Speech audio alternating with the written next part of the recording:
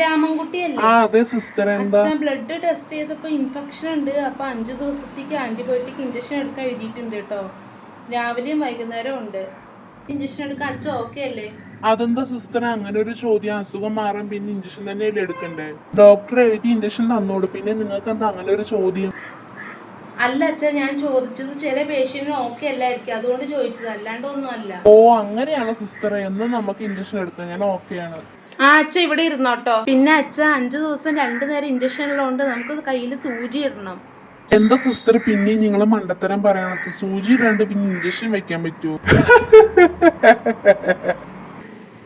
സിസ്റ്ററാ നിക്ക് നിക്ക് നിക്ക്, ഇവിടെ കുത്തണ്ട, ഇവിടെ കുത്തിയാ മതി, ഇവിടെ നല്ല നരമ്പുണ്ട്. അച്ഛ നമുക്ക് അങ്ങനെ എല്ലാവരുടെയും കുത്താൻ പറ്റില്ല, വെയിനുള്ളവിടെ നമുക്ക് കുത്താൻ പറ്റുള്ളൂ, എന്നാലും ഇഞ്ചക്ഷൻ പോവുള്ളൂ. അങ്ങനെ നിങ്ങളുടെ ഇഷ്ടം മാത്രം നോക്കിയാൽ മതിയോ? എന്റെ ഇഷ്ടം നോക്കണ്ട, എന്റെ കൈയല്ലേ, ഇവിടെ കുത്തിയാ മതി സിസ്റ്റർ.